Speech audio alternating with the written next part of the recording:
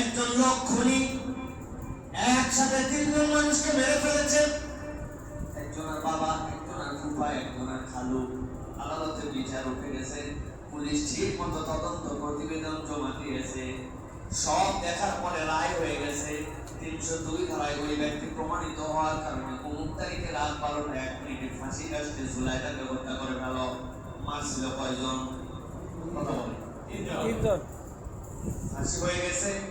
খবর আসছে যে ব্যক্তি মারছে একজনের বাপরে, বাপ মারার বিচার পাইছে, খুশিতে লাভ দিয়ে বলছে অবশেষে যেরকমই হোক আমি আমার বাপের হত্যার বিচার পাইছি। কিন্তু আরেকজনের ফুফা, আরেকজনের খালু মারছিল, ওই দুইজন তখন বলতেছে তার মানে তো আমরা বিচার পাইলাম না। বাপ মারার বিচার পাইছে, হত্যার বদলে হত্যা, আমার ফুফার আর খালুর বিচার কই? জজ সাহেবের কাছে যাওয়া অসম্ভব। তাও যদি পৌঁছানোর পরে জজ সাহেব যদি বলে মারছে তিনজন, আপনি ফাঁসি দিয়ে দিচ্ছেন, হয়ে গেছে। ওই লোক বলে ওই বাপের হত্যার বিচার পাইছে, আমার খালের ফুফার হত্যার বিচারটা একটু করে দেন। দুনিয়ার কোন আদালত একবার করে ফাঁসি দেওয়ার পরে দ্বিতীয়বার কি তার বিচার করার যোগ্যতা রাখে? আমার আল্লাহ রাব্বুল আলামিন বলেছেন, আল্লাহর নাম হচ্ছে আদিল। আল্লাহ রাব্বুল আলামিন এমন ন্যায় বিচার করবেন, রব্বুল আলামিন ওই ব্যক্তিকে হত্যা করার পরে জীবন দিবেন, আবার হত্যা করবেন, আবার জীবন দিবেন, আবার হত্যা করবেন। তবে আল্লাহ দেখতে চান তোমার হাতের মধ্যে যতটুকু ন্যায় বিচার করার যোগ্যতা ছিল তুমি ওই ন্যায় বিচারটুকু প্রতিষ্ঠিত করেছো কিনা। আল্লাহ এই জন্য বলতেছেন ফাল্লাহু আউলা বিহিমা ফালা তাত্তাবিউল হাওয়া আন তা'দিলু। ন্যায় বিচার করার ক্ষেত্রে কখনো প্রবৃত্তি অনুগামী হইও না। অথবা ইমানদারের চরিত্র হবে ন্যায় এবং ইনসাফের পক্ষে থাকা। ঠিক না? কিন্তু আমরা তারা ঠিক বললাম, আমরা কি ন্যায় এবং ইনসাফের পক্ষে সবসময় থাকতে পারি ভাই? এই ন্যায় আর ইনসাফ শুনলে আমাদের খালি মনে হয় জজ কোর্ট, হাইকোর্ট। ঠিক না ভাই? কিন্তু আমরা প্রত্যেকেই যে ন্যায় এবং ইনসাফের জায়গায় আমাদের দায়িত্ব আছে। নবীজির কাছে একজন সাহাবী আসলেন, আসার পরে বলেন ইয়া রাসূলুল্লাহ, এটা হচ্ছে আমার ছেলে, আমি ওকে খুব ভালোবাসি, ওর জন্য আমি একটা গোলাম দিয়েছি যেন ওর সব সময় টেক কেয়ার করতে পারে। নবীজি জিজ্ঞাসা করলেন তোমার কি আর কোনো সন্তান আছে? ইয়া রাসূলুল্লাহ, হ্যাঁ আমার অনেক সন্তান আছে। সব সন্তানের জন্য কি তুমি টেক কেয়ার এরকম দিয়েছো, এরকম গোলাম দিয়েছো? না ইয়া রাসূলুল্লাহ।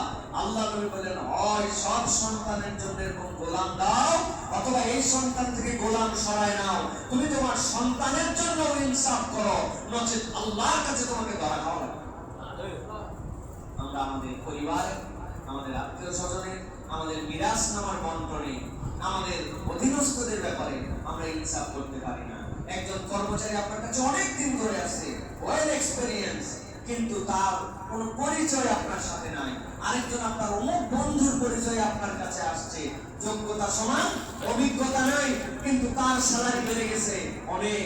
আর এই বেচারির কোনো পরিচয় নাই জন্য প্রাইভেট ফার্ম আমি আমার মতো করে চালাতে পারি, তার স্যালারি আর বাড়ে না, ওই জায়গাতেই থেমে যায়। এরকম ঘটনা কি আমাদের দেশে আছে কিনা? আছে, আছে প্রিয় ভাইরা। আল্লাহ রাব্বুল আলামিন এই জন্য বলছেন ইনসাফ এবং ন্যায় প্রতিষ্ঠা করো।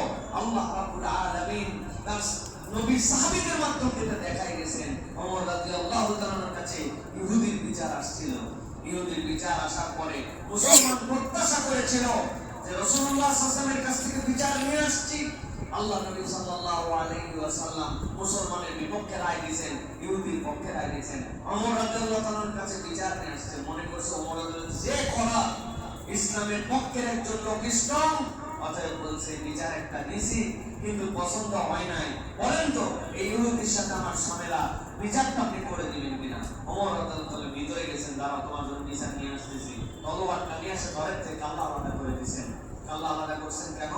আল্লাহর নবীর বিচার, যাকে আল্লাহ রাব্বুল আলামিন নির্দেশনা না দিলে তার জিহ্বা নড়ে না, তার বিচারের উপর আর কোনো বিচার নাই। এর থেকে বড় ইনসাফ আর কিছু হতে পারে না। অতএব ইসলাম দল দেখে না, মত দেখে না, গোষ্ঠী দেখে না, সম্প্রদায় দেখে না, ধর্ম দেখে না, ইসলাম দেখে ন্যায়ের পক্ষে কিনা। ইনসাফ যদি সেই জায়গায় থাকে তাহলে আপনাকে ইনসাফ করতে হবে। এটার নাম